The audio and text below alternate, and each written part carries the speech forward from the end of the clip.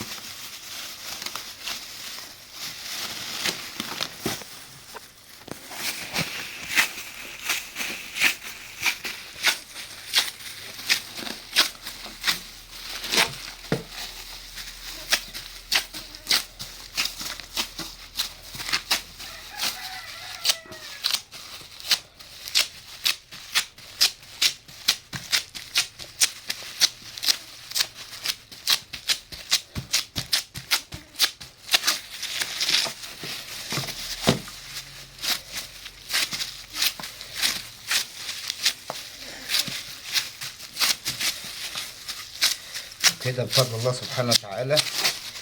تمام، عملنا العجوة الحياني. تضل معايا سنة بدون مواد حافظة ولا ثلاجات ولا أي حاجة على هذا الوضع.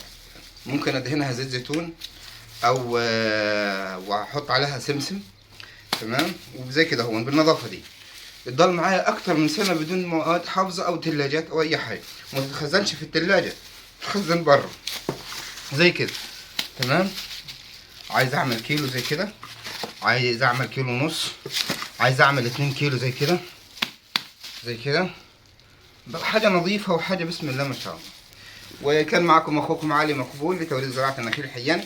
بس في حاجه، طبعا انا جنبي مني صحن بلح زغلول. طبعا انتوا شايفين عن الزغلول بسم الله ما شاء الله ده اهو.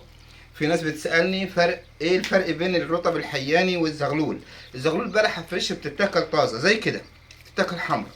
لكن البلح الحياني طبعا معروف يعني بيتاكل بلحه حمرا زي كده، وبيتاكل رطب، وبينعمل عجن. لكن الزغلول والسماني والبرحي وكل الاصناف الفريشات ديت بتتاكل زي كده. لكن الحياني بيتميز انه يعني بيتاكل بلح احمر وبيتاكل رطب وبينعمل عجوة. وطبعا العجوة بسبب الأزمات الغذائية ربنا يحفظ البلاد والعباد، العجوة أصبحت في الفترة اللي جاية مهمة جدا جدا جدا. العالم كله مقبل على الاستيراد. أولا النخلة الحياني من مصر، زائد العجوة الحياني من مصر. تمام، زائد ان احنا هيبقى فيه يعني تصدير لدول افريقية بالاخص. يعني هيشيلوا العجوة الحياني. تمام، بسبب الاوضاع الايه. نسال الله سبحانه وتعالى ان يحفظ البلاد والعباد. العجوه الحيانه يا جماعه لا محتاجه اي طاقه ولا محتاجه اي مواد حافظه، بتتخزن بدون اي مواد حافظه. بس اهم حاجه تبقى طريقه التعبئه والتغليف بطريقه صحيحه. وده اللي ان شاء الله هنشتغل عليه الفتره اللي جايه. طبعا بفضل الله سبحانه وتعالى زي ما انتم شايفين كده العجوه ده اهي. طبعا احنا عجناها تمام التمام وعملناها زي كده. تمام، يعني جراس زي كده مثلا. تمام، ولكن عجناها عجنه كويسه ومية مية بفضل الله سبحانه وتعالى. وطبعا مش ده الشغل الاخير، طبعا لسه ان شاء الله بفضل الله سبحانه وتعالى هنبدا ايه نطلعها من الكيس تاني. وطبعا نعملها جراس كويسه ونعملها بزيت زيتون. يعني هنعمل لها اعاده تغليف وبشكل ان شاء الله كويس وبنظافه طبعا بفضل الله سبحانه وتعالى. اهم حاجه النظافه في العجوه. يعني العجوه بفضل الله سبحانه وتعالى حلوه ومية مية، لكن عشان تاكل حته عجوه نظيفه جدا لازم انت تتعامل معها بنظافه من بدايه لما بتشيل القشره او تزلط القشره، او زي ما بتقولوا يعني حسب كل لغتكم، تمام. احنا بنقول عليها مزلطها، بنقول عليها قشرها.